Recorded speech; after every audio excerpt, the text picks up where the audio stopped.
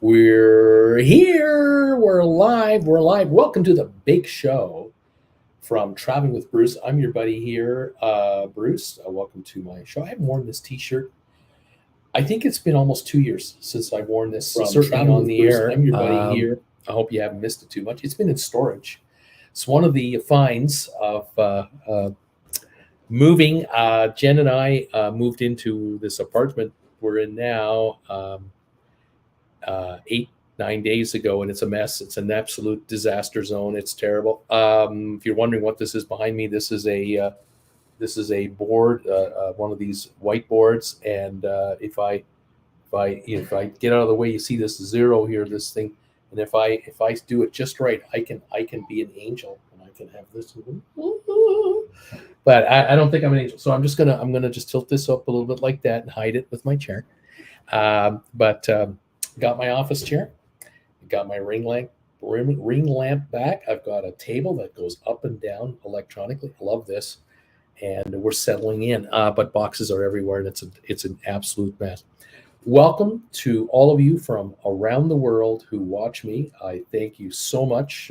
Every week you track me down. I don't know how you do it, but you do it. This is a live broadcast from Calgary, Alberta. It is Monday, May the 15th, 2023. Here in Alberta, Calgary today, gorgeous, clear sky, 80-degree high today, absolutely heavenly.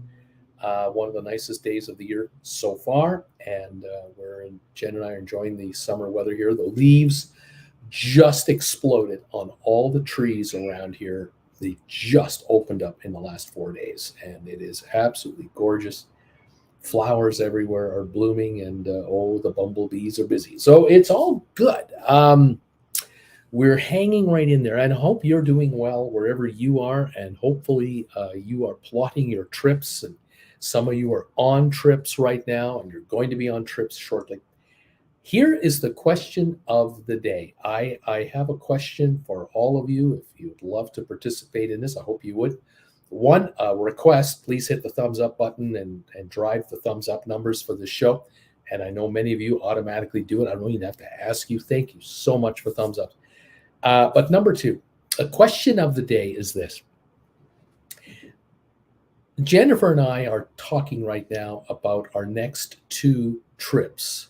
One, the small trip, is to Europe that will likely last about 2 months. That's the rough guesstimate.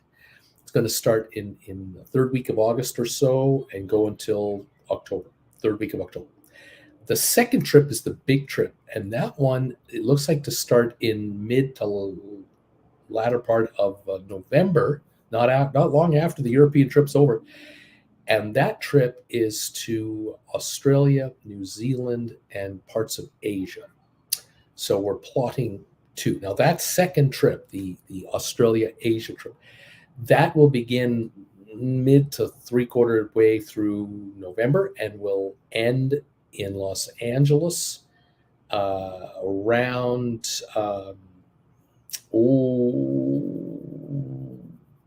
late March into April, and we will be back here in May or June, the end of May. So that's like 5.5 months, possibly.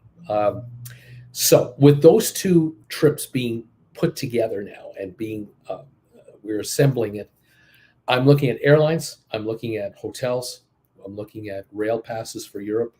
I'm looking at just all kinds of logistics. And the question is this: what credit card do you guys recommend as the best credit card to use on these two trips coming up for the ability to rack up points that are exchangeable between the credit card issuer, hotels, and airlines, car rental agencies?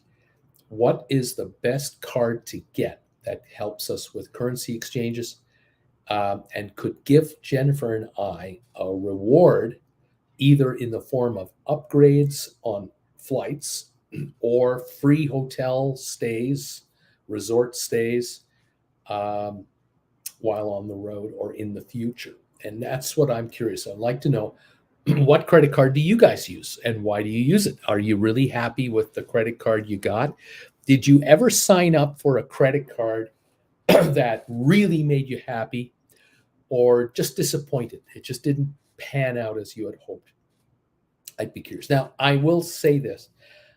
Jen and I are in Canada and we're not in the United States, but I don't mind Americans letting me know which credit cards work for them because I love to share this information with all of you. So no matter where you're from, let me know. If you're from Canada and you're happy with the Canadian issued card, let me know what it is and let's go from there. In Canada, Jennifer and I could get our hands on an American Express card. We can get our hands on these Canadian issued cards. And there are cards available in Canada that have cash back, no exchange fees, or airline bonuses, lounge access cards, regular level, gold level, platinum level. There's all kinds of cards available at all kinds of prices with all kinds of offers. And so I'm curious whether any of you have anything in mind that you would want to recommend our way. So that's what we're after. We're trying to figure out which credit card to use for booking these trips coming up and to have hotel points racked up at hotels, airline points racked up through airlines, credit card points racked up through the credit card, and then be able to combine them all, exchange them all wherever we see fit. So if we find a really good potential deal at a nice resort hotel for a week, we can transfer points from everywhere into that one area and rack those up. Or do we take hotel points and credit card points and put them into an airline and get the best airline deal? You see what I'm getting at? There's all these logistics we're trying to figure out, and that's what we're curious about. All right, so that's what I need to know if any of you would like to help in that area.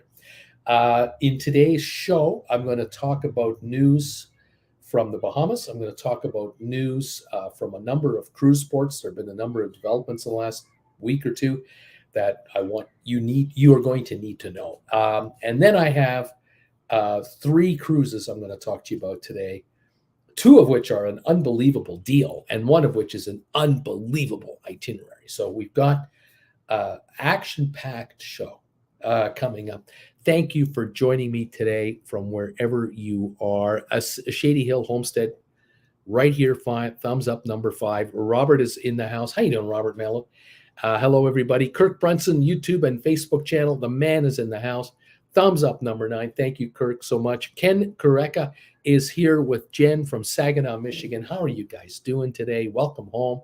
The temperature is 71 degrees with a great spell of weather here. Gas is creeping up to $3.70 for regular now. Good evening, all. Janet and Ken, we're number 7 on the thumbs up meter. Jeannie Lavinghouse is here with Bill from East Tennessee. We're here for the big show. The high today was 87 degrees. Currently it's 78. I had to switch to air conditioning last Saturday. How about that? We hit a high of 80 here in Calgary today. That was our high temperature. We're very happy with it. As a matter of fact, we've hit 81 and we're at 81 right now. It is 6:08 in the evening in Calgary, and this is the high temperature of the day. Pure sunshine. Absolutely wonderful. People are out walking their dogs, throwing frisbees. There's a park just adjacent to our apartment building, and people are out getting suntans and relaxing, enjoying a wonderful Monday here in Calgary. Rocky Grasso is the man in the house tonight. How you doing, Rocky? Number 12, thumbs up. Thank you, sir. Appreciate you. Ms. M is here. Hi, Bruce and all. I am the 15th thumbs up on this program tonight. Kate PM. Hi again from Naples, Florida, number 14 tonight. Stephen Butler, number 3 on the like button. The temperature today, high of 76. Gas is $3.30 a gallon. Plenty of rain here. Northwest Arkansas is as green as Ireland this time of year. Calgary as well. Absolutely gorgeous. The leaves have exploded on all of the trees around here. Gorgeous, absolutely green lawns and flowers are blooming. It's beautiful. Donnell from Ireland is in the house. Hi, Bruce and all. I am number 19 on your thumbs up meter. Thank you, Donnell, for your undying support. I thank you so much. Ms. Britt Nashia, how are you? Hi, all. Tennessee, I'm number 20. Thank you so much. And Nikki Singleton, hello, everybody. Greetings from Jacksonville. Tom Henry, hello, everyone. Number 25, hi, Donnell, all packed, and I'm ready to go. We were wondering on the sponsor member show, which we just concluded on an hour from 7 to 8 o'clock Eastern tonight. Where was Tom Henry and how's he doing? He's alive and well and ready to travel. Stephen Butler, SoFi has a credit card with a 2% cash back. I'm not sure if they issued them in Canada. Thank you, Stephen, for letting me know on that. Tom Henry and Norwegian having a bad time in the UK. No drinks served in UK ports. Oh my goodness, something's going on. Donnell, hi, Tom. Great to see you. I'm going to look forward to seeing you in 3 weeks. Tom Henry, I like IHG for hotels. We also have an American, Delta, United, and JetBlue for airline free baggage fees. This is something that I'm curious about with credit cards as well. Lee Shear, number 26, Boca Raton, wishing TWB family a very good evening. Thank you, Lee. All the best to you and your family as well. Alan Carter is in the house from Calgary. You know how nice it is. Number 29, Alan. How you doing, pal? Good to see you tonight. Sandy Robinson. Hello, everybody from sunny Medicine Hat. I am number 26 on the thumbs up meter. I'm working hard with physio to strengthen my shoulders and my broken leg, and I'm getting there. Always work with your physiotherapist. Auntie Jen here, my Jennifer Aniston lookalike wife, has a brand new hip, having had her operation December the 29th. It's now coming up to 5 months ago. Incredible how time has flown. I can't believe it. She worked with her physiotherapist within 2 weeks of the operation. She was on physio and has changed her life completely. Jennifer is up and about as if she's like she was 10, 15 years ago, doing really well. I'm so pleased. Sandy, you keep up the good work, the hard work that I know you're doing right now, because you have a lot of endurance and stamina to get back, and flexibility. And those physiotherapists, they know exactly how to help you maximize your range of motion. So you're on the right track. You're on the recovery track, and I'm so glad you're out of that hospital. Way to go. Keep working it and work those shoulders and work that leg of yours, and you're coming back strong. This is fantastic stuff. Thank you, all of you, for popping in here already, and these thumbs ups that are already coming in. It is much appreciated. I see now 32 thumbs ups. There are 38 people watching, 32 thumbs ups already. Thank you all for helping out. We always get, it looks like we always get 100 thumbs ups on this live show every Monday. It's unbelievable. We leave the air with 50, 55, 60 thumbs up sometimes. And then over the next few days, the rerun watchers, those who are watching on the rerun right now, they do the best thing of all. They hit the thumbs up button, even watching on the rerun, and they let us know about it. I get messages down below after the show's over. They say, I am thumbs up 78, I'm thumbs up 84, I'm thumbs up 96. And then people tell me, I'm thumbs up 104, I'm thumbs up 111, I'm thumbs up 115. It's incredible. Thank you, everybody watching from around the world on the rerun, helping us out with thumbs ups to let the world know the channel is alive and well. We're here. Fantastic. Ms. M, it's hot and sunny in the Fraser Valley here in British Columbia. Summer is here. Tom Henry, IHG, the international hotel group there, often has BOGO deals, buy one, get one, for buying points. I use points for all my hotel bookings, laugh out loud, except Stockholm coming up. Not a single IHG property in Sweden. Nearest match was Helsinki. Not too convenient. I hear you there. Larry Blake, number 31. Thank you, my friend. I have a Hilton card. I'm a Hilton card holder from way back. And I am curious whether Jennifer and I will get a credit card under the Visa, MasterCard, or Amex flags to either take advantage of a sign-up bonus, like a welcome bonus, or whether a certain kind of card is the best card to have to rack up points on your daily spending. Like if you go buy gas for your car or go grocery shopping or go out for a bite to eat, or even order in food from one of these food delivery services. Some of these credit cards will offer double, triple points for various kinds of spending. They'll offer 1 point for every dollar with an airline, some 1.5, some will offer 2 points.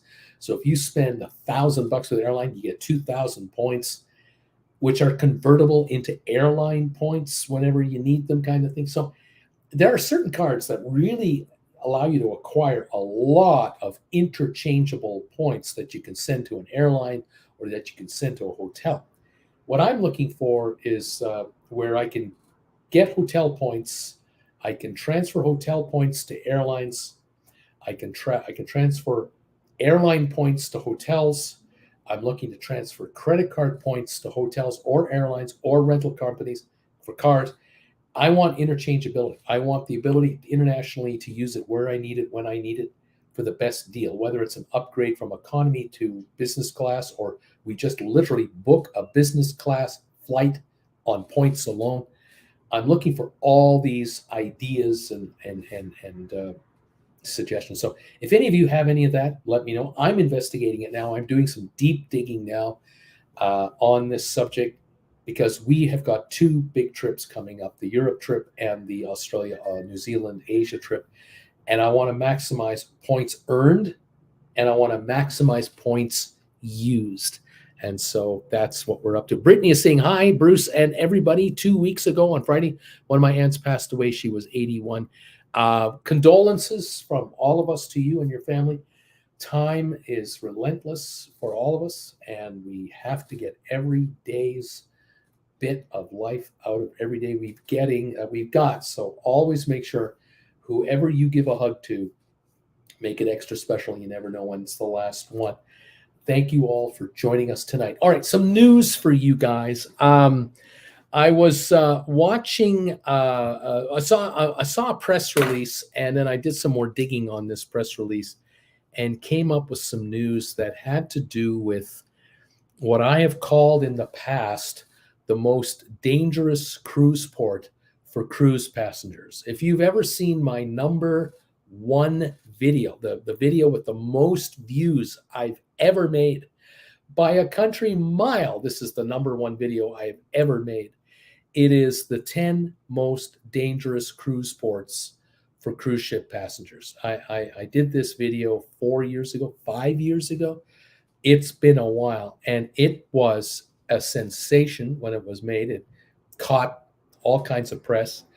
It certainly caught the press of the country and the port that was number 1 most dangerous on the list. And it turned out that this particular port is one of the busiest cruise ports in all the world for cruise ship passengers. This is the shocking thing, that a cruise port as busy as this place always has been would rank the worst cruise port, the number 1 most dangerous cruise port for cruise ship passengers. If you know which one I'm talking about, don't you? You do know, Tom Henry. The Bahamas are going to come after you here. Yeah, it's Nassau in the Bahamas. It's the number 1 ranked cruise port as the worst for safety for cruise passengers. Now, to be fair, I love the people of the Bahamas, and if you ever go there and you meet the locals, 99% of the locals are fabulous. It's just the 1% you want to watch out for. Some of them, unfortunately, some of those are awful close by the cruise port, and that has been, in the past, a problem for Nassau. Nassau and the government of the Bahamas doesn't hide this fact. They know they've had problems over the years. However, the good news is that just because they acknowledged the issue, that didn't satisfy the government. They wanted to do something about it, and they have. And it's about to pay dividends, in my humble opinion. And this could really help Nassau a lot. Brittany, Bruce, you should do an updated video on this topic. I hear you. You got a good point. Here's what I'm talking about. Let me show you something on my photo thing here. Let me show you some photographs about what I'm talking about. how things have changed and how things are evolving in Nassau. All right, so let me go down memory lane with you, and let me show you this photo right here. Okay, now this is a photo of what most of you know if you've ever been to the Bahamas. If you ever been to Nassau, this is what you know to be what the port looks like. You've got uh, the port here that could handle these 5 cruise ships at a time, and the passengers get off and they either walk or they get a little ride on some units, whether they're motorized or on bicycles, I'm not sure. They get a ride all the way along these piers, and they work all their way over to the left end here of this photo. You might notice on the very part of that left end there is a yellow tower that's standing there. That is the entry exit point. That yellow building to the left of it there, that is how you get in and out of this port. If I recall, there's that building there with a blue roof on it, and I don't know if that's an accurate color. This might be a very nicely enhanced photograph done by touch up work, so I'm not sure how accurate it is. But this is a photo from at least 10 years ago, and it shows what the port used to look like. All right. Now the officials at in Nassau in the Bahamas, they came out with announcements that they were making dramatic changes, and they came out with an artist's rendition of what the future would look like for the port. And here's an artist rendition also from about 4 or 5 years ago that shows where the ships are docked along the pier, and how you come along to this building on the right that looks like an accordion laying on its side there, and no yellow tower anymore, and no warehouse anymore. You're now coming into some public spaces, and there's even a what looks like a round. In one sense, you think, is that like a soccer field? But that's actually an amphitheater where there's a stage, a performing stage, and they would have entertainment there, shops and restaurants and all kinds of things. And then they would have a enclosed behind security walls, a pickup point for passengers that are going on tours. And so you would not be exposed to out and out street traffic only. This came out, like I said, about 4 years ago. And then what happened next was the area had to be basically cleaned out and had to be changed. So here's a photo of demolition work being done of the old area here that again used to have all kinds of markets and other places, other businesses, and so on for the tourists. The tower is still there, but it didn't last long. There's a shot here of this one building being demolished bit by bit. It's all gone now. They had to make room for other stuff, so they took this building out. And I have another series of shots here for you. I want to show you. Let me see, maybe this one right here. Yeah, here you go. Here's some indications of what everything was going to look like when it was all said and done. So this is under construction. This is already as it was being rebuilt, and that yellow tower is gone. That yellow building is gone, and expansion of downtown Nassau and all this sort of stuff. And here's another image here of everything, what it was like as it was being built out. Now, you have to forgive me. This photo has an extremely high exposure rate, making everything look extremely bright, not enough contrast here, but you can sort of make out behind this curved pier here in front of us, there's the amphitheater covering there. And I've got a better photograph for you. You can take a look at. It's right here. There you go. There's a good angle there. There's that at the very bottom of the photo, the bottom right.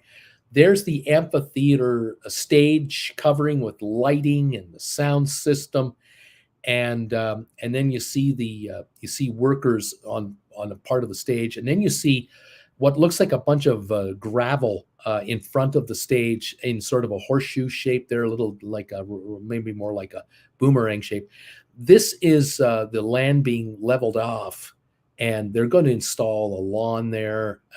It's for seating, and that's on an angle to look down onto the stage. It's going to hold, I don't know, 10,000 people by the time it's all said and done, maybe more. Not 100% sure on that. Let me look at this one. Here's another shot here. You can see the end of the pier now, the rounded corner, and then that horseshoe-shaped water area where all those small little piers come out. And all of this has been redone. The where that tugboat is sitting there at the bottom right, that's where a cruise ship will eventually come up or two as well. That pier is being completely rebuilt. And you can see all the buildings now all along this long $300 million phase one build out of the downtown of Nassau, the downtown port of Nassau. Let me take a look at this photo. Oh, here's a photo again under construction. You can see that accordion shaped building that's sort of like a boomerang kind of thing. That roof line will be looking like the top of an accordion when it's all said and done. You can see all the construction cranes there, and the pier itself, where people are walking to and from their ships. They've put up sun shelters so that you're not exposed to the open air. So if it's raining, you're covered. If it's really sunny, you're walking in shade. They're building it up. Down below in the bottom part of the photo, there's a lot of temporary structures there that are being constructed and built out. It's a big project, I have to admit. There's that overexposed photo. Here's that other photo. There's the construction photo. Here's another one where they had just taken out that one building, and now they were filling in the water to expand this facility to build out those piers. As you can see, they pile drived in these poles. They put in all the boundary of this entire area, and then what did they do? They drained it of water and filled it in with dirt, and now it's all filled in, and you can now see on this shot here, all filled in with the new ground, and they've got their drainage systems and pipes and electricity and everything built in here. So it's a pretty good job getting done. It was a heck of a job. Don't mind me as I just flash through these various photos. And here again, a close-up here of this finished or almost finished area. This is probably the best one here, an aerial shot. You can really see now how it has all been built out. There are new shops, bathrooms, restaurants, museums, entertainment areas, and all of this area is cut off from basically the public at large. So you're not going to be hassled if you come off your cruise ship like you were before. You used to come off these piers, and as soon as you walk past that yellow tower, past that yellow building, you were on the streets of Nassau. And a lot of people had to come out here to get taxi cabs, to get buses for tours, and they were being accosted. They were being hassled. They were being ripped off. Some folks are being physically assaulted. It just ran the gamut back in the day, and pickpockets were everywhere. People were being approached by drug dealers and all kinds of other entertainment providers that were offering entertainment that wasn't suitable for children to hear about.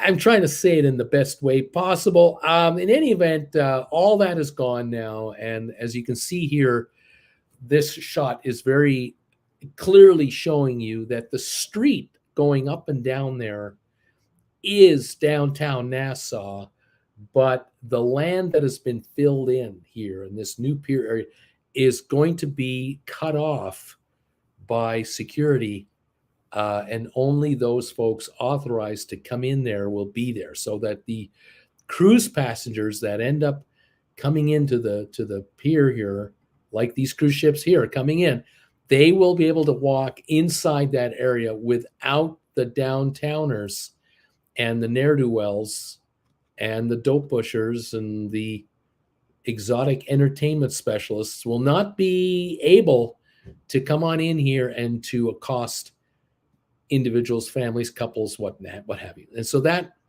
the days of that, you remember that some of you might remember the days of when you used to land in Nassau, you would immediately have to go through this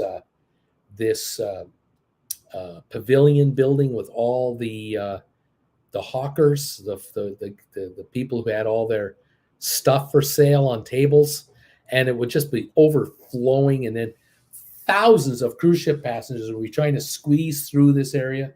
Those days are gone. From what I understand now, they're making this a much more pleasurable experience for people coming into Nassau, because the plan for not only, they want to clean it up, they're spending $300 million. They want to get a return. They want to get from 20,000 passengers a day capacity up to 30,000 passengers a day capacity. And what Nassau is trying to say to the cruise lines and all of its clients is, don't stay on the ship anymore. In the past, at least 25% or more of all passengers coming to Nassau wouldn't get off the ship. They would just stay on the ship all day and let the rest of the passengers go, and good luck to you guys. Now what they're trying to say is, look, we want to get up to 30,000 people a day. Come on here to our brand new pier that is for cruise ship passengers only. We're going to have entertainment every day in the amphitheater. You're welcome to enjoy it. I'm not sure if all of it will be free or will it be pay as you go. There may well be times where there are certain acts performing there that might be a $20 ticket to attend, but only for a certain number of cruise ship passengers. That might be so many tickets limited to so many ships. I really don't know. I can't honestly tell you. I'm just imagining what the potential could be. What I have heard is in the evening hours, after cruise ship passengers have left, they want to open that pier area up to nighttime entertainment for that amphitheater. So they may well sell tickets to the locals and the tourists who are in town to come on in. But something tells me that in order to get in there, you can't just waltz in and try to hawk whatever you're trying to hawk. You're going to have to go through security checks, because something tells me 300 million reasons the Bahamian government has to ensure the pristine condition of that pier area going forward. Because tomorrow in the morning, here come a bunch of cruise ships. We're talking about the possibility of 2 Oasis class ships every day coming in here, possibly with up to 6,000 passengers each. The MSC ships with 5,000 passengers, Carnival ships now, the Mardi Gras and others with 5,000 passengers. We're talking 30,000 people that could come through here that have to be controlled. You have to have crowd control. You have to make it wide open, roomy, comfortable, safe. And those folks who are going to get on a tour bus to go to a specific point on the island, or they're going over to Paradise Island, they have to have a secure, safe area to board their buses and be dropped off at the end of the day to get back on their cruise ships. And they don't need to be hassled, abused, hustled by ne'er-do-wells. Again, this is a big project, a big commitment by a small country, a government with a city of 350,000 people, 300 million being dumped into this area of the city. This is serious dinero. And it's an indication that the government is not going to lie down and continue that this 11-acre area is not going to be noted for abuse of passengers. So I'm really glad to hear this. Global Ports Holdings is the main developer. partnership with the government of the Bahamas. The government of the Bahamas has made excellent arrangements in the past with the Disney Corporation, with the Carnival Group, Norwegian, MSC. They've all built their islands. Virgin Voyages have got their exclusive place in Bimini. The government of the Bahamas are experts at negotiating deals with cruise lines for these services. Now they're setting up Nassau as a go-to place that is much safer, much cleaner, much more enjoyable. And I'm crossing my fingers and I'm hoping that Nassau will no longer be in the top 10 of the most dangerous cruise ports in the world going forward. So let's hope for the best. Like I said, these photos are just a subtle indication, just a dream of it all as to what they thought it would look like to how it's now beginning to look as it's filling in. It's pretty close. Not too bad how they've come around here. These photos, these last few construction shots are a thing of the past pretty soon, and we will see this area. I am certain we are going to get a lot of YouTubers that are going to be popping off a lot of YouTube videos from what it used to look like from here. And even this was glorified, as you know, if you've been there, you know it never looked this good, to what they hoped it would look like, and now how it's really being utilized and enjoyed. You can certainly see the grass here in the end of this pier area with all the trees, and folks can lie down and get a tan or whatever, go for a stroll along the waterfront here. This is a major, major upgrade of an area, and it's 11 acres. Congratulations to the government of the Bahamas, the people of the Bahamas. I'm very optimistic that they have really pulled it off, and that they're going to get great reviews. I'm sure there'll be the odd glitch here and there, but they'll figure that out. I feel very optimistic for the folks in Nassau. This should be good stuff. All right. That's our first story of the day. I wanted to get that one out of the way. Thank you, by the way, for 45 thumbs ups now. They're coming in. Welcome all of you to the show, the channel, and I'm glad you're here. This is fantastic. Ms. M, does your top video still stand or need to be updated? Well, it's been 5 years, and there have been not just the Bahamian government, but others have tried to make improvements all the time. But, there will come a time when I will do a new one, and stand by for that. Jeff Dinan is in the house, number 36. Thank you, Jeff, from Melbourne, Australia, if I recall. Tom Henry, Lisbon seems a bit troublesome for pickpockets. That's what I hear too. Jeannie Lavinghouse, our number one worst port too. Number one worst, Nassau. We won't ever go back. There you go. Sylvia is in the house from New Jersey. How you doing? Quick hello. We're having a busy night, but I wanted to say hi.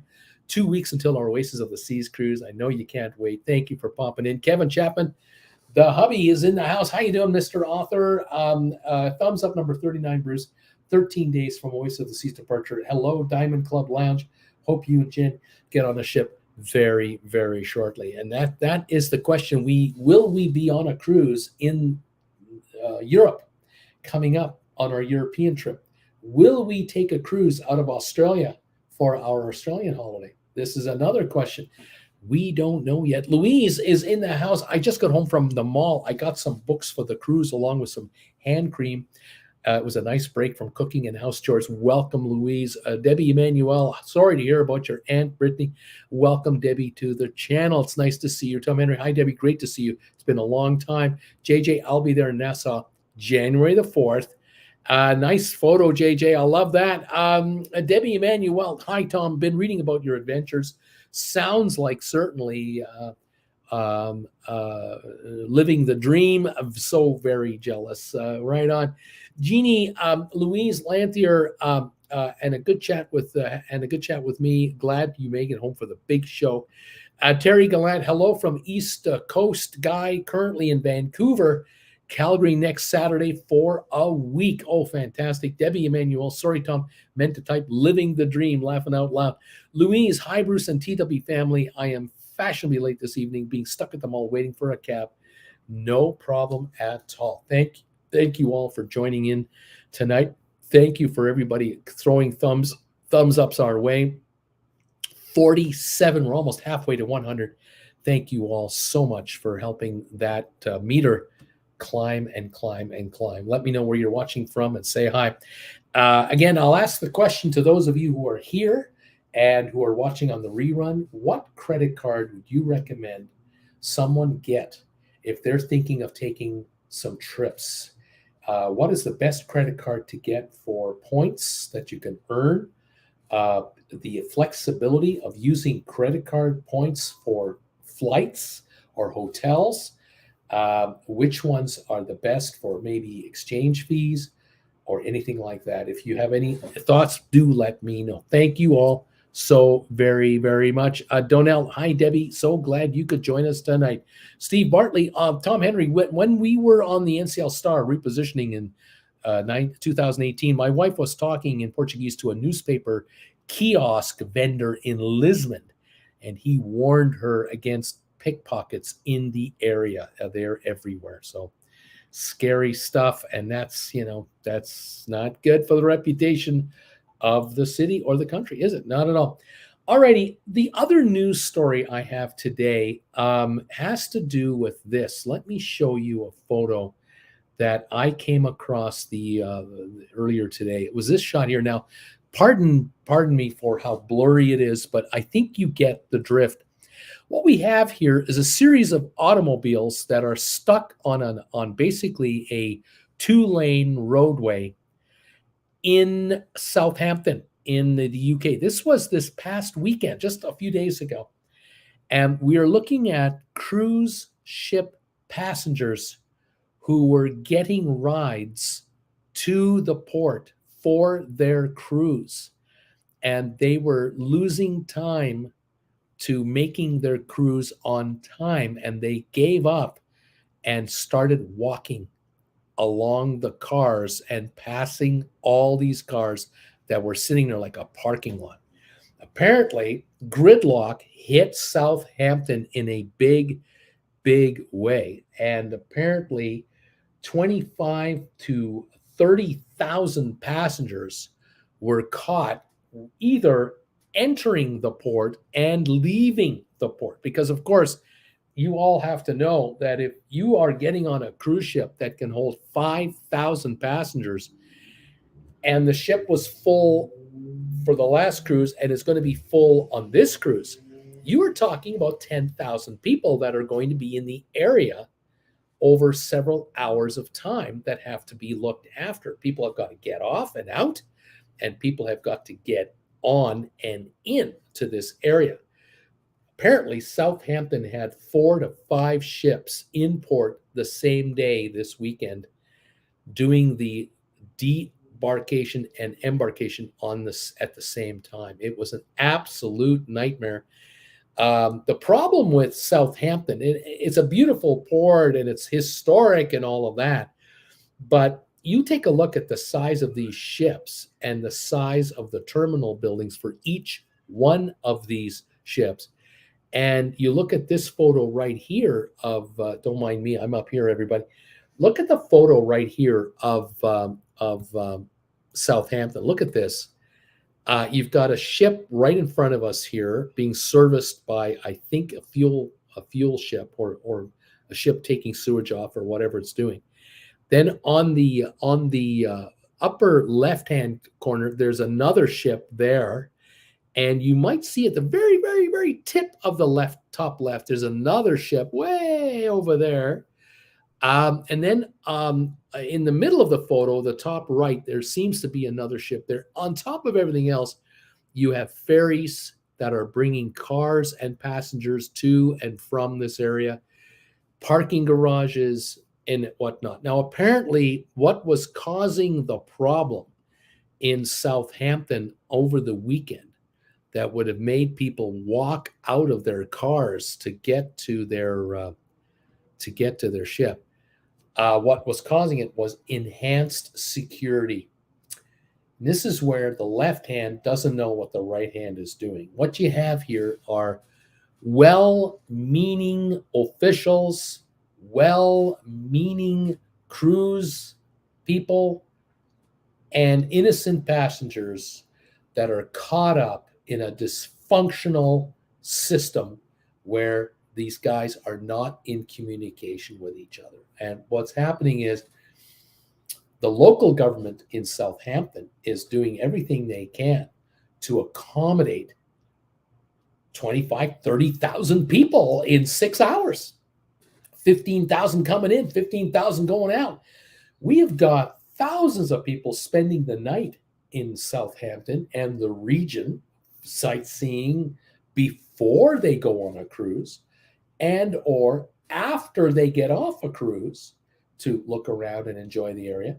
Plus, of course, these folks flying into Heathrow, flying into Gatwick, taking special trains and buses into Southampton, trying to get to their cruise ship and cruise line all at the same time. You then have got the federal government, the national government of the United Kingdom that is in charge of passengers coming off of cruise ships and going on to cruise ships.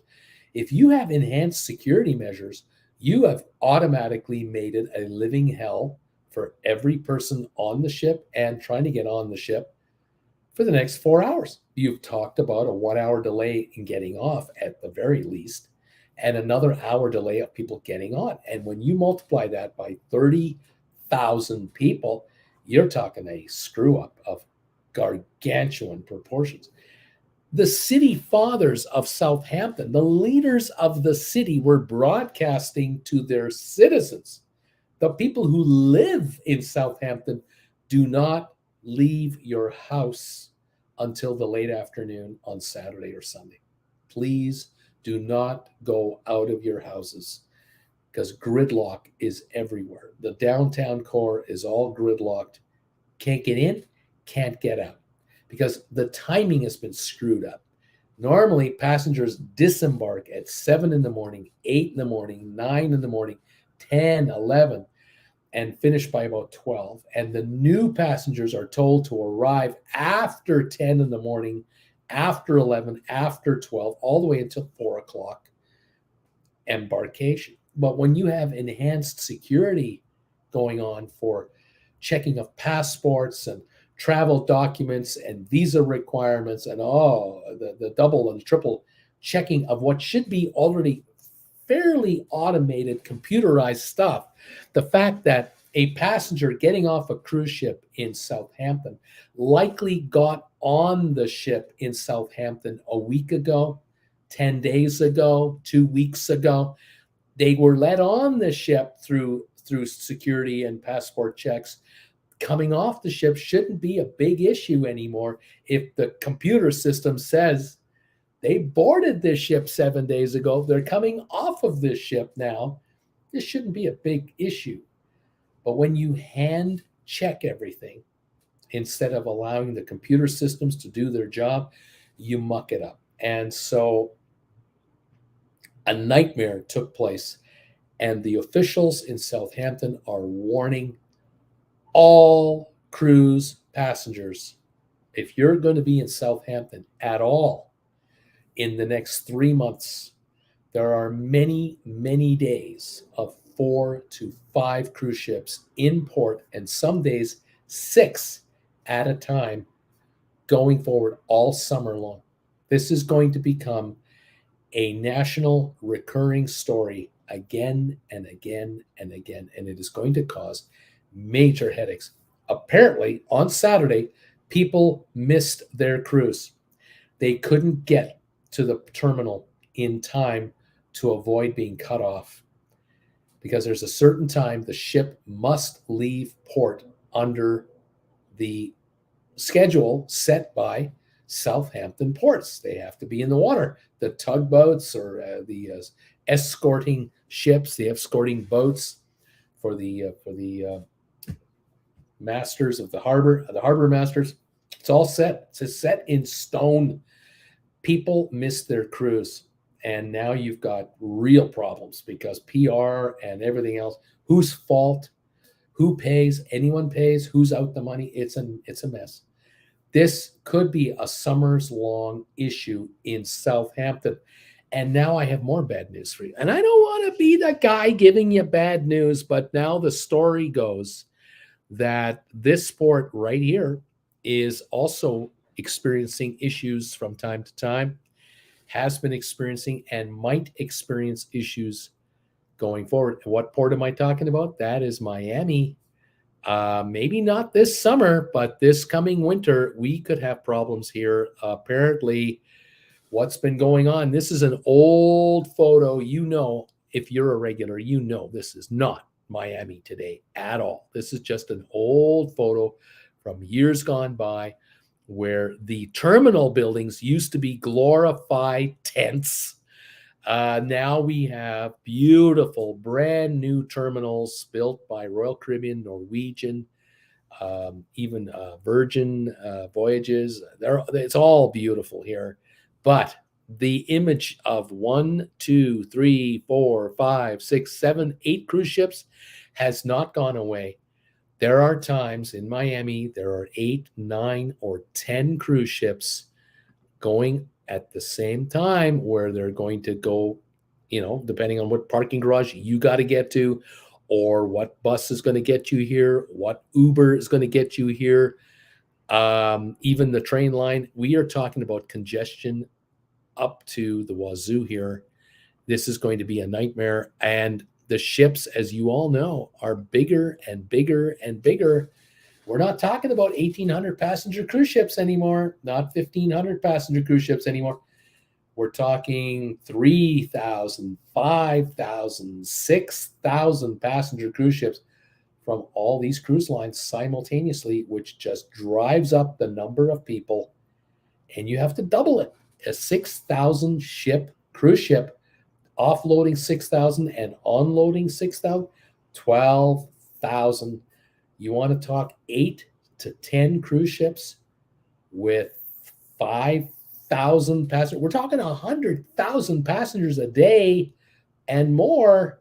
The possibility of more than that coming into the Port of Miami. We are talking logistics outside the port that are not designed to handle this. We're also talking about this port right here, Port Canaveral. Now, you would think, come on, Bruce, Port Canaveral is huge, man. It's one of the biggest ports in the world. Look at all the room there. But I am telling you, folks, you're only looking at 1, 2, 3, 4, 5, 6 ships in this photograph. That is not today's Port Canaveral anymore. Tom Henry can tell you, others can tell you how many ships are now capable of coming in and out of this port on a daily basis.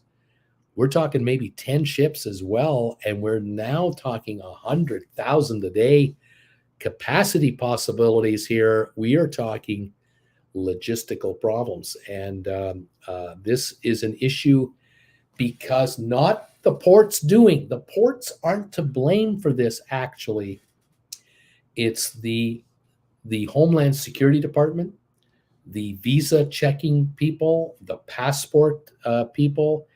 These government officials are under tight budgets from their national governments. You've got the UK, you got the USA, and you have other ports like Barcelona with Spain.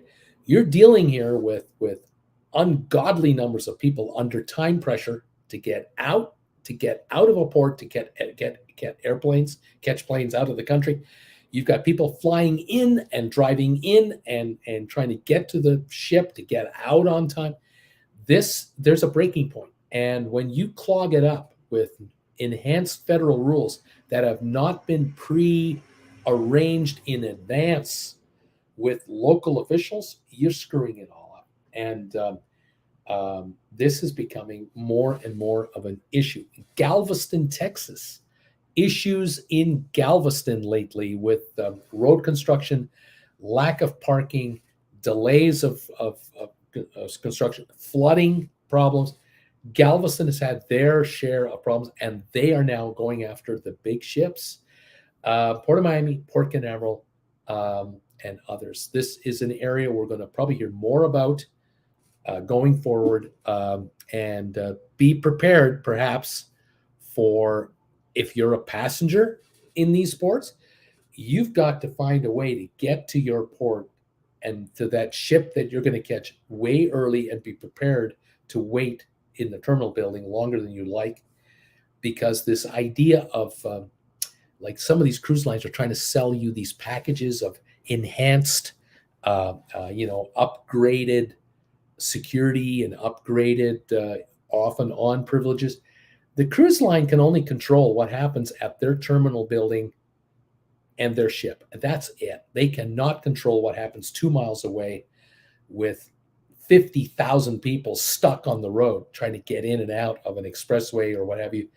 There's no way they can control that. They cannot control a bus stuck amongst a field of cars that are parking, that just cannot move. You can't expect 80 people to get off a bus 2 miles away from a terminal building in 90-degree heat to be able to schlep and pull their suitcases. You can't expect that. I mean, there's no way. There are logistical problems that have not been completely solved here that are showing up and popping up all over the place. I had my nightmare, of all places, in the Cayman Islands. I remember Jennifer and I went on a cruise on the Norwegian Epic cruise ship, which held 4,200 people. There were 7 ships in port that day in the Cayman Islands, and there were 17 to 20,000 of us who had come onto the island starting at 7 in the morning, 8 in the morning, 9 in the morning, till noon. And then starting at 1 and 2 in the afternoon, we were all trying to get off. And Jen and I arrived at the pier, that area for Grand Cayman, Georgetown, Cayman Islands. And if you know, you know what I'm talking about. If you've been there, there were 6 ships trying to bring passengers on tenders to their ships. You couldn't walk on the ship there. We were in line for 2 hours. We were in a long, long line of 800 people for 2 hours. Made sense because these tenders held 100, 150 people per trip. And there were just a couple of them going back and forth. There were tenders for all 6 ships at the same time. So we would only get 150 people off every 30 minutes. So we had to wait. It was hot. It was humid. There was some shade, and there were areas where there was no shade. And there were people literally fainting from heat exhaustion, lack of water, lack of food.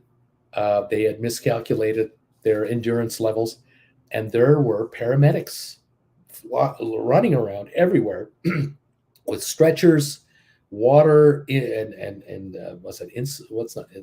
saline solution to try to get people rehydrated to get them on the ship. They didn't want to take them to the hospital. They wanted to get them revived enough to let them get on the ship and be in air-conditioned comfort and get to their cabins and lie down. It was a nightmare. This was just a stop along the way. And so certain ports in the Caribbean are going to experience this issue. And of course, the question is now about Nassau. You're going to handle 30,000 people a day. That means 30,000 people are getting off the ships to get back on the ship later. There may be choke points that will be a problem. We'll have to see how this works out. Anyway, we'll see what happens. Isn't it something how it changes? Thank you all for popping in here. I'm so pleased to see you and grateful that you're here.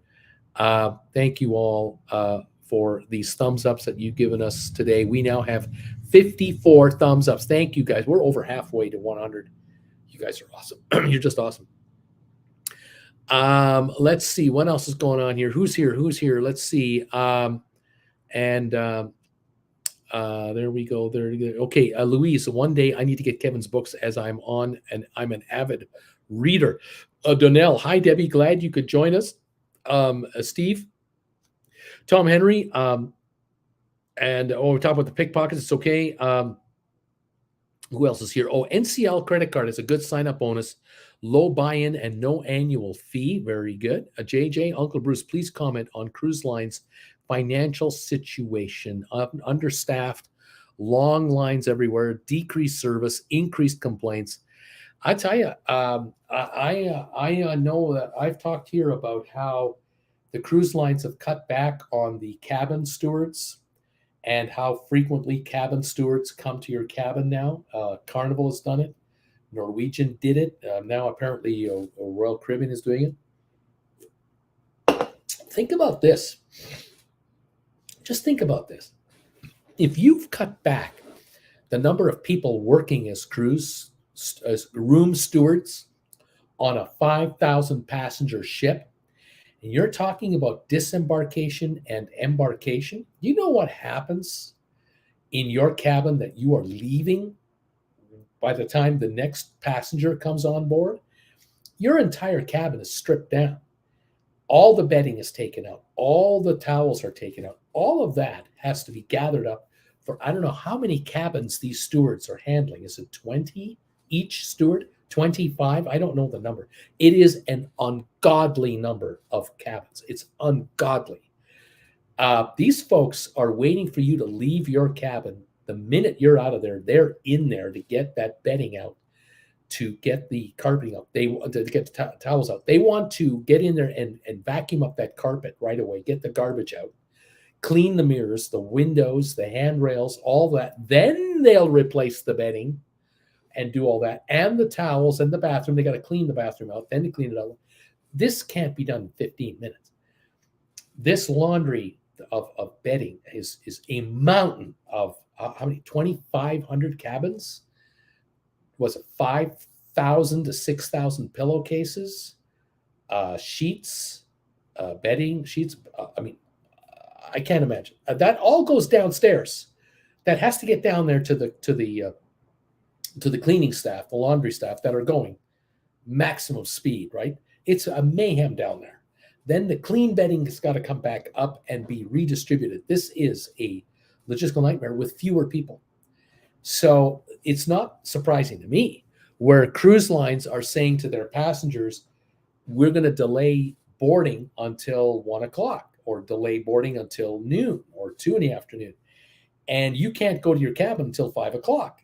You will come on with your hand carry-on. Your luggage will be loaded up on the ship after we get everyone else's luggage off. We'll get your luggage on. And eventually your luggage will show up out in the hallway in front of your room number.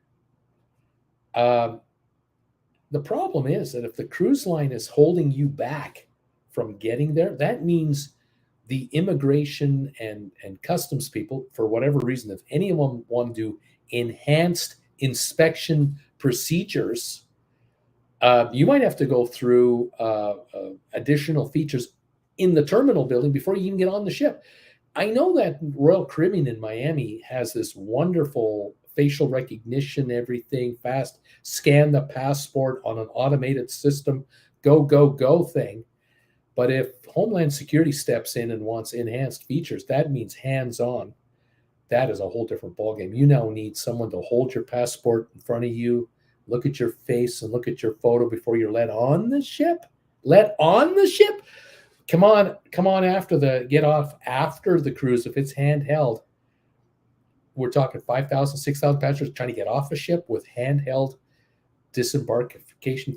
This is a nightmare.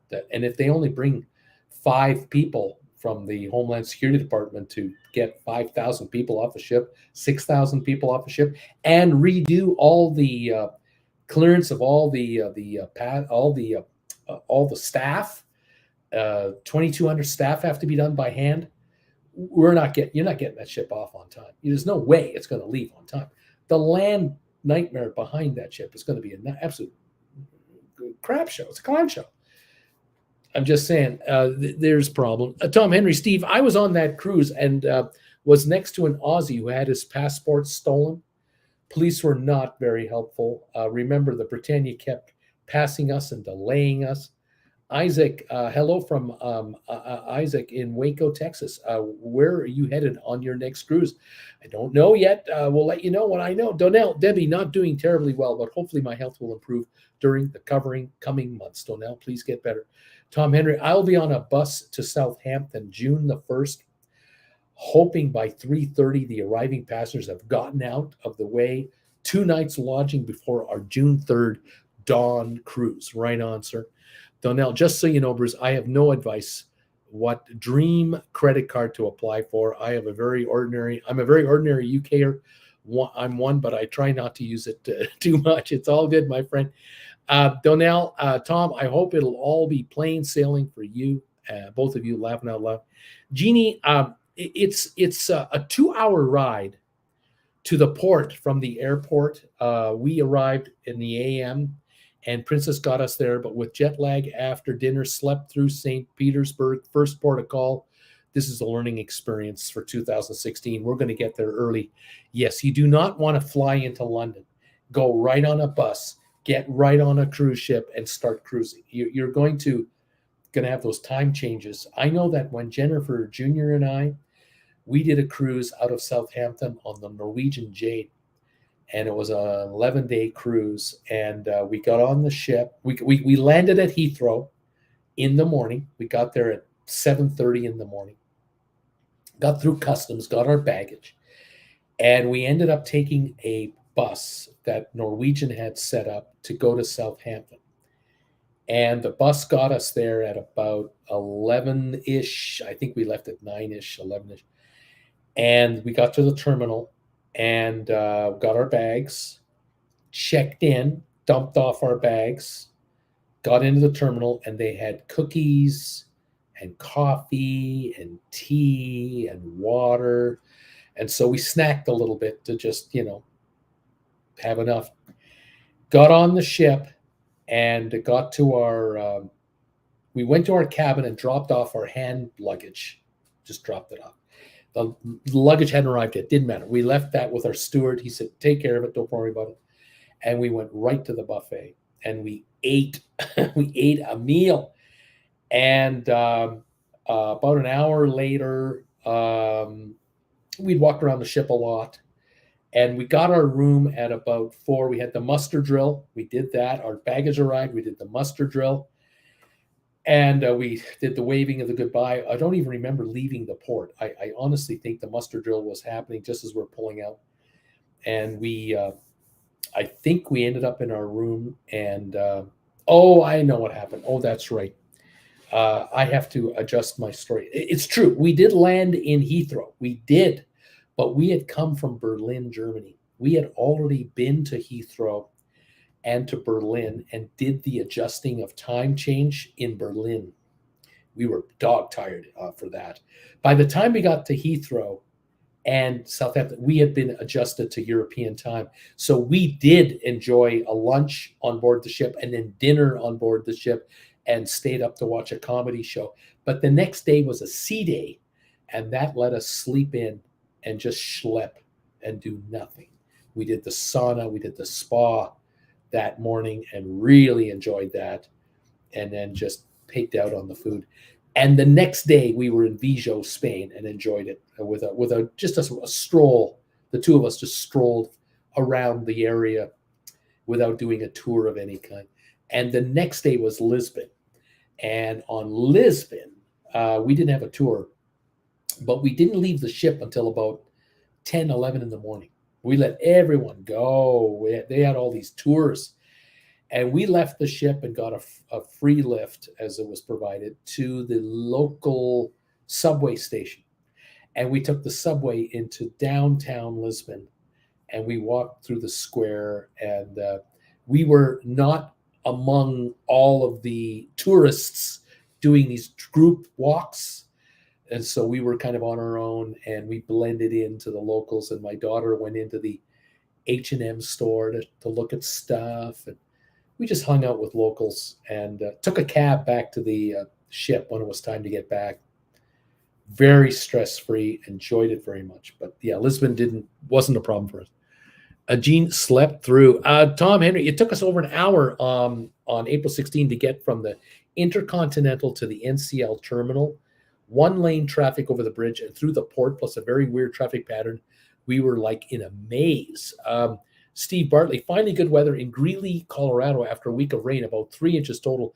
Town a few miles south had about a foot of small hail one afternoon. Oh my gosh, crazy weather. Another town 30 miles away had tennis ball size hail Lots of damage to cars and roofs, I can imagine. Marie, 54, number 54 thumbs ups. Hi from Ottawa in Canada. Hi, Marie. Welcome to the show. Paper City Gamer Jeff, waving hello to you. Welcome, my friend.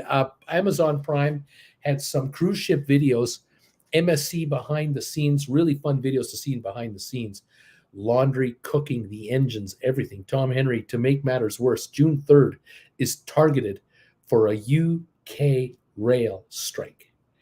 Probably no train service to Southampton. This is going to be a nightmare. Just unbelievable. Steve Bartley, I was sweating out the possible U.S. traffic controller strike in 71. They postponed it, but the British controllers struck for about 6 hours, messed up my first day in England, I can imagine. These labor problems, and they're all over Europe. They're all over the UK because inflation over there is 10, 12%. It's nuts. People are really in trouble over there.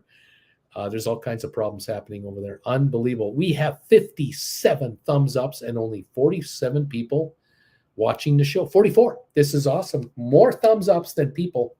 Thank you. Folks are coming and going. This happens every show. Thank you all so much. All right. Let me tell you about a couple of cruise deals. Here's something for you to consider for a cruise holiday. I was looking for a couple of deals and a unique cruise to talk to you about.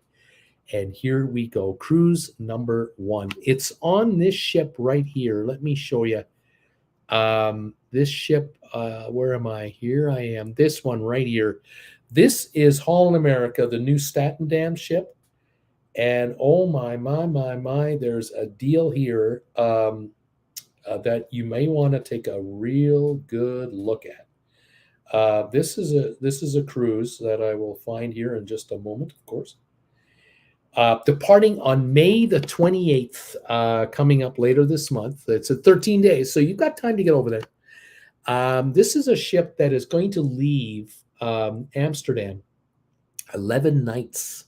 It's going to leave Amsterdam. And here is the itinerary of this ship right here. It's going to go north right up to Norway, and you're going to be visiting a number of fjords and cities in Norway. This is a bucket list of mine that I would like to do one day.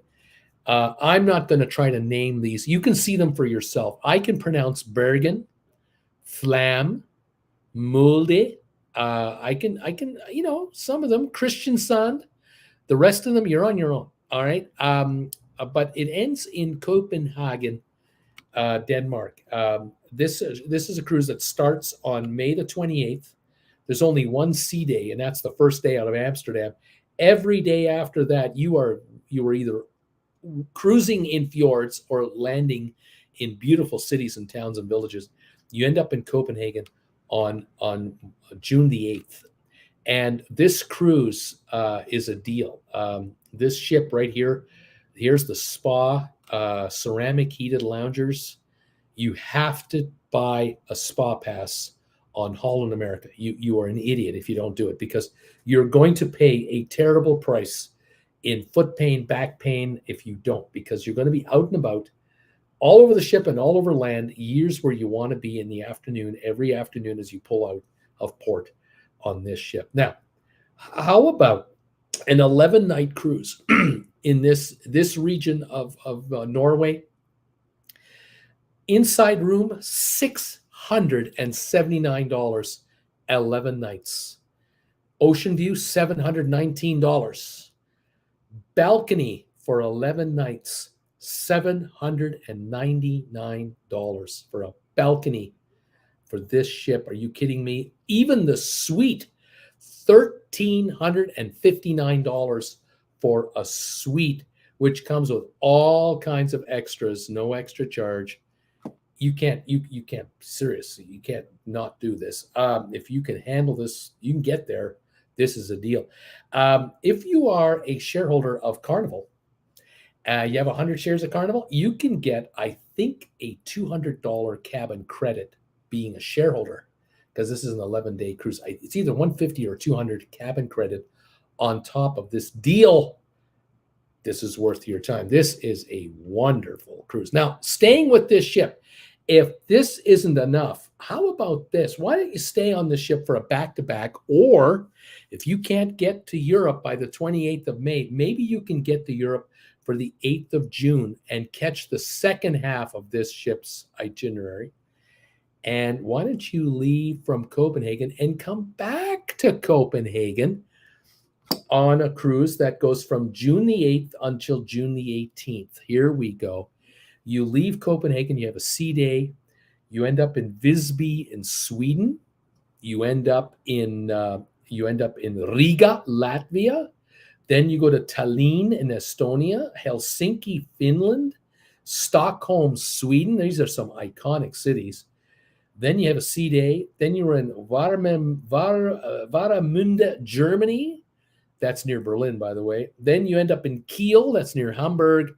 And then you end up in Copenhagen to end up your trip. This is a beautiful itinerary.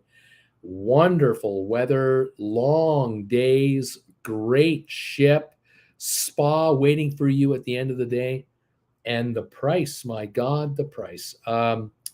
You can take this cruise for 10 days for $639 for an inside room, $719 for an ocean view room, $799 for the balcony, and $1359 for the suite. It's exactly the same pricing as the cruise before it, pretty well exactly, within a few dollars.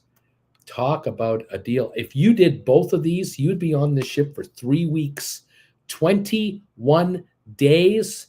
You can be a balcony cruiser for $1,598 for 21 days. If you book this 2 separate trips, you'll get 2 separate cabin credits if you're a shareholder with Carnival. 2, either $150 or $200 cabin credits back to back. Hey there, how about a deal for that? That's a pretty darn good cruise. The price is right. The itineraries are different.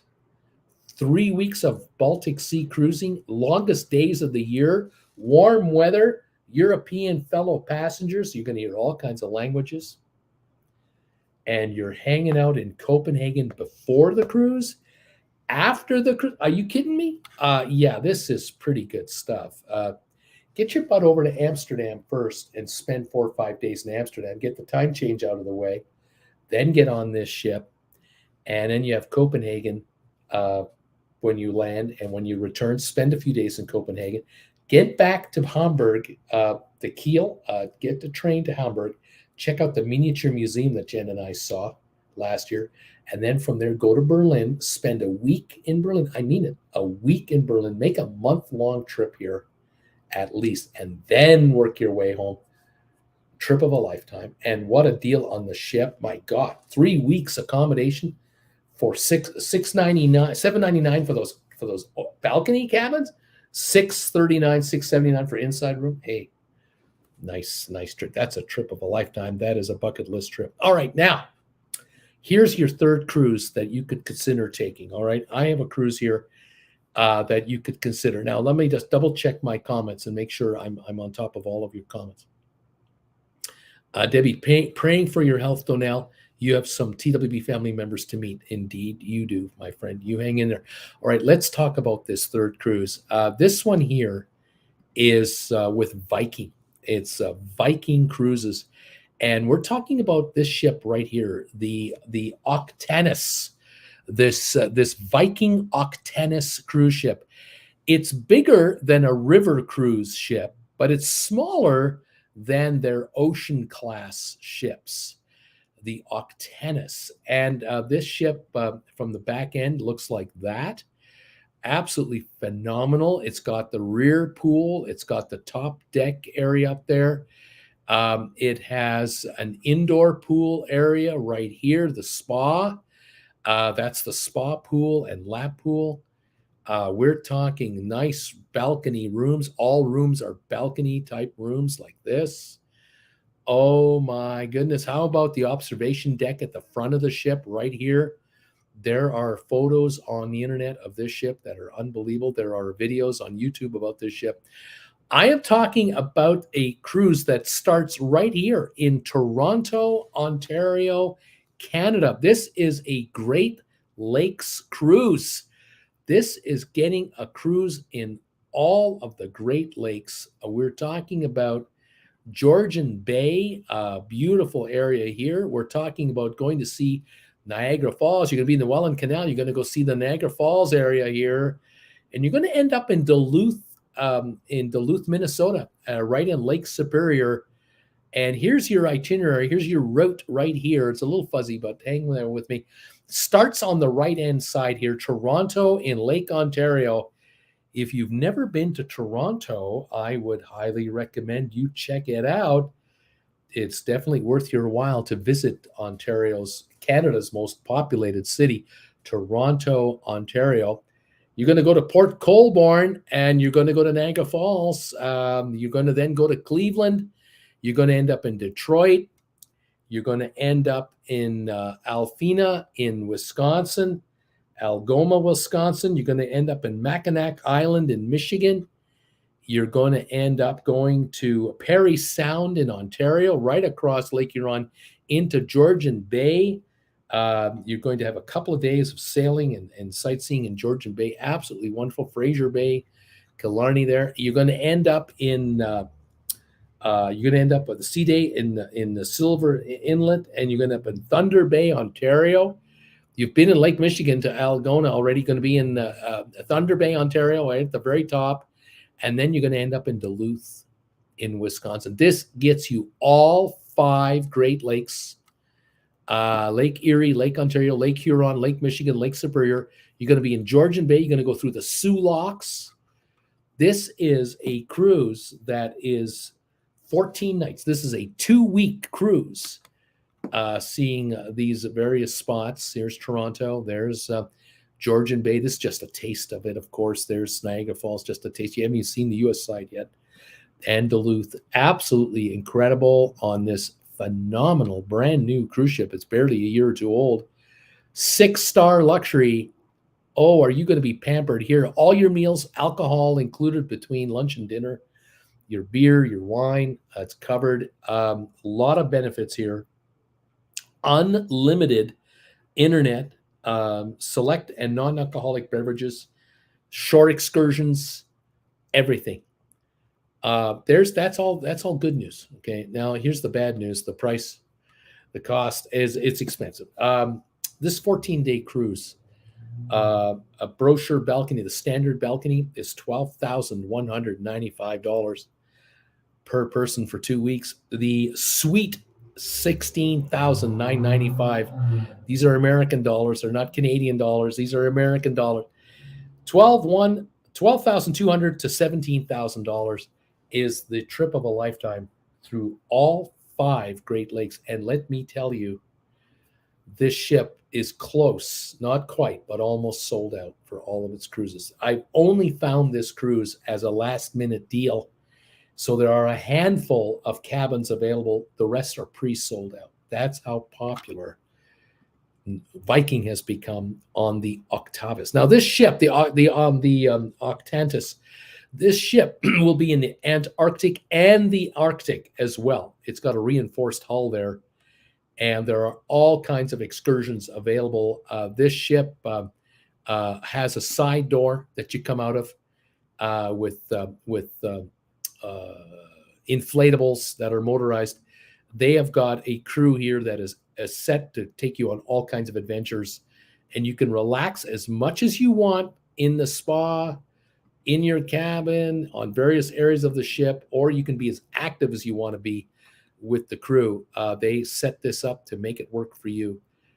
There's all kinds of presentations on board the ship that are also available. This is a cruise of a lifetime on a one-of-a-kind vessel that's available to you. But yeah, it'll cost you a little bit of money. What can I say? Tom Henry is saying Debbie Bruce could have had a similar Baltic cruise for free, but he couldn't do it. I couldn't do it this year. No, Jen and I couldn't do it. Debbie, holy cow, sounds like it would have been fantastic. Jason, good evening, Bruce, from hot and muggy Florida. Late coming in, better late than never. Number 60 thumbs up, though. Way to go. Thank you so much. Stuart Taylor. Hi, Bruce. I'm glad could catch you live. Thank you so much, Stuart, for catching up with us tonight. It's nice of you to be here. and all of you who have come in tonight. 61 thumbs ups. 61. You guys are amazing. I thank you so much for this. Paper City Gamer Jeff says Viking cruises, they look amazing. Even the Mississippi River cruise one day. The river cruises in Europe are legendary. Their ocean cruises are highly ranked, high ratings, high satisfaction ratings across the board from Viking. I would just like to say to Viking management, if ever you would like a YouTuber of my age to be on one of your ships for a review, I'd be more than happy to gather anti-gen up and frequent one of your cruises. Be more than happy to review it if that's possible. But gotta say, I've had a number of viewers who've been on these ships, and they just they can't stop talking about, rave about these ships. Stephen Butler, we saw the Octantis last fall in Duluth. It got my wife interested in the Great Lakes cruise after talking to a crew member at the Maritime Museum. There you go. I can imagine this 2 weeks of cruising on the Great Lakes, you will have an appreciation of the entire region that you would never get any other way. I mean, between the U.S. and Canada, oh my God, you will see history. Stuart Taylor, Bruce, I lived in Creston from 1980 until 1991. Then 1997 until 2000. My dad was Doug Taylor. Don't know if you've ever met him. I don't know the name. My mother and father lived in Creston from 1990, and my dad died in 2000. He lived from 1990 to 2000 in Creston, or 91 until 2000, I should say. And my mother lived in the house until 2015, after my father passed away. For another 15 years, she was in the house. And then Jen and I moved into the house in 2016 until 2021. We were in the house for 5 years. So the family, the Frommert family, one way or the other, were in Creston from about 1991 until, with a little gap there, until 2021, 20 years. Creston was in our family's wheelhouse. And Jen and I sold my mom's home, my father and mother's house. We bought it from her and then sold it eventually after it was renovated in 2021. And a couple that were living in Creston bought the house, and they have a fantastic house, a great home with a great view of the mountains. And we're very pleased. And Jen and I were homeless until 2 weeks ago when we moved into this apartment back in Calgary. And the funny thing is, we're in an apartment building that Jen and I first moved into in 1985 until 1990. We were in this building. Then we moved out. We had our daughter, and this is an adult-only building. We moved out after we had our daughter show up. And then we moved back into this building when our daughter was all grown up in 2014 until 2016. We were back in this building. And our daughter was living in this building in her own apartment in 2015 and 16. And then we all moved out. And Jennifer and I moved to Creston, and our daughter moved into her own place after that. And so now this is the third time that Jen and I are back in this apartment building for the third time, 2023 until I don't know how long, and we're back in again. The first two times we were in the same apartment, the same exact apartment for the first two times we were in this building. So we've been in one apartment for 7 years, and now we're in this apartment for 2 weeks. So there you go. Same lobby, same parking garage, and same location. And we're very, very happy, very comfortable. It's familiar stomping grounds for us again. There you go. There's a little history of that.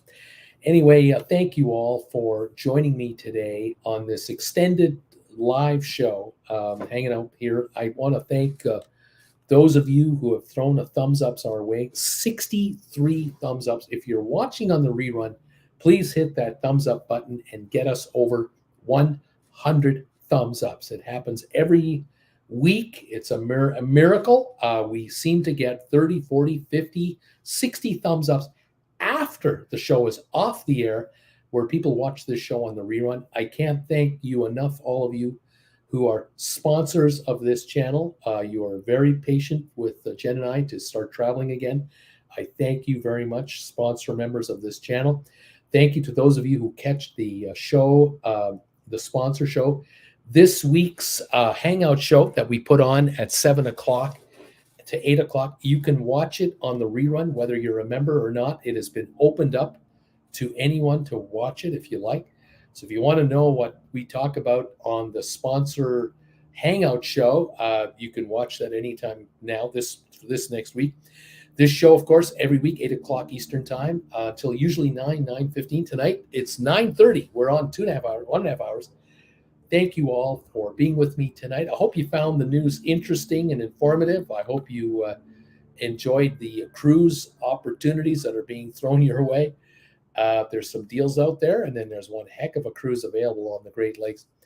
Thank you for supporting this channel and the thumbs ups you give. I do appreciate it. I will see you all next week with 66 thumbs ups now in the house, 34 needed. We are very optimistic that 100 thumbs ups will come in. Have a wonderful week, everybody. Have a great time. Enjoy the nice weather. If it's coming your way, you sure have deserved it. Those of you who waited through crappy weather this winter, thanks, Jen and Bruce. Good night, all from Stephen Butler. Thank you, Steve. Thank you, Stuart Taylor. Thank you, Paper City Gamer Jeff.